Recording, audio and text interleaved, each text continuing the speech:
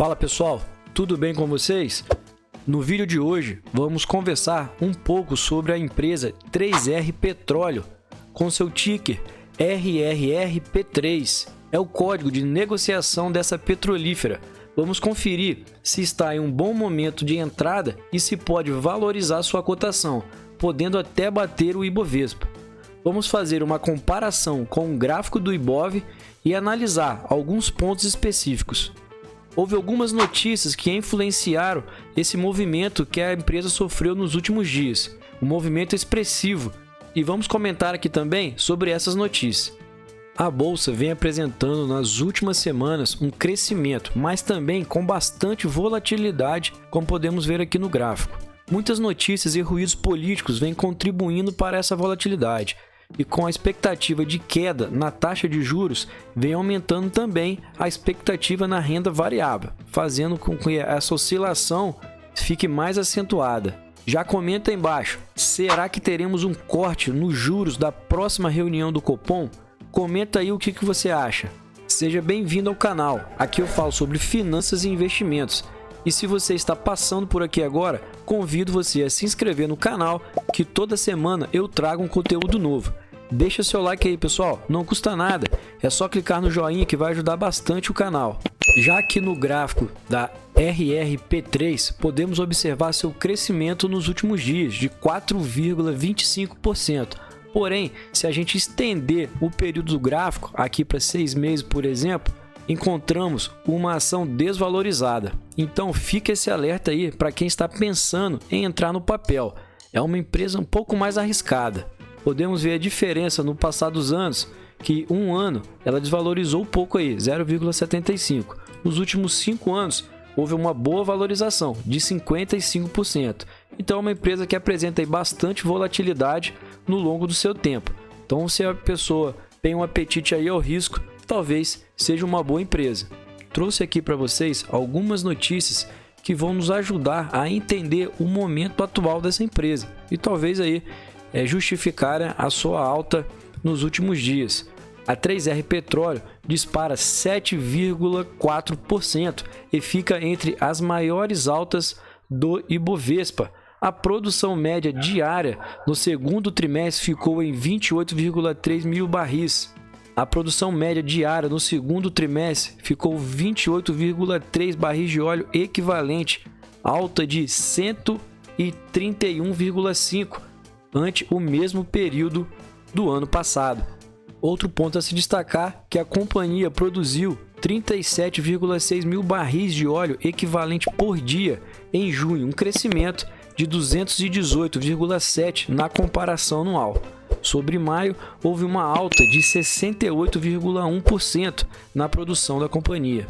Outra notícia que se destaca que foi no site da Invest.com, a 3R Petróleo dispara após uma alta na produção impulsionada por Potiguar. A companhia registrou uma produção média diária de 45 mil barris de óleo em junho contra 27 por dia em maio e uma média de 35 mil no segundo trimestre desse ano. Em junho, a produção foi de 35 mil diários de óleo e de 9 mil por dia. Outra notícia interessante que podemos destacar é que a 3R reverte prejuízo registrado no ano anterior, referente no primeiro trimestre do ano de 2022.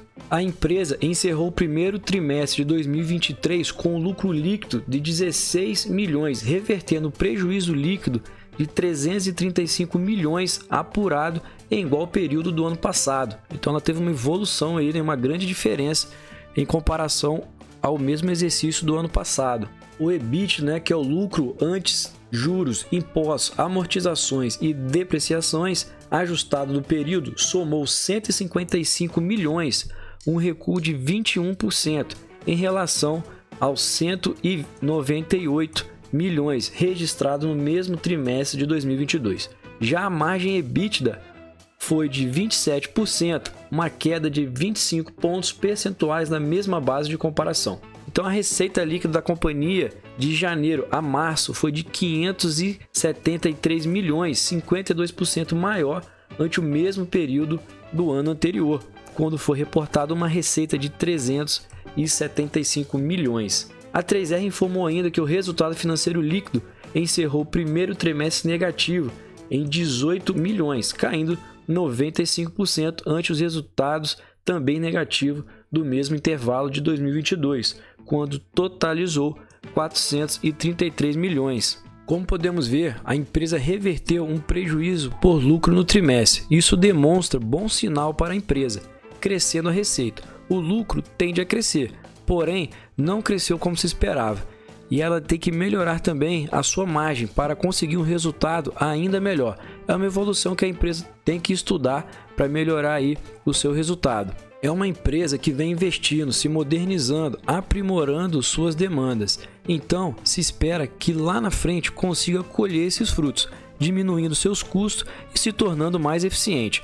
Olhando aqui um pouco mais sobre os indicadores, podemos observar que é uma empresa que não paga dividendos. Como podemos observar aqui, não entregou dividendos aí nos últimos 12 meses e que ainda vem investindo, como comentamos. Então, é totalmente justificável segurar esse capital para, quem sabe, lá na frente se tornar uma boa pagadora de proventos. A empresa hoje está cotada em R$ 31,69, sofreu aí uma desvalorização de 2,83 nos últimos 12 meses, tem um PL aí, né, um pouco maior de 14,29 e um P sobre VP de 1,51, trabalhando aí, né, acima do seu preço. Porém, se a gente observar aqui o histórico, né, do seu P sobre VP, ele se encontra ainda um pouco abaixo, né, hoje em 1,5, conforme eu comentei, e uma média aí de 2,81. Então se encontra um pouco abaixo aí do seu P sobre VP médio.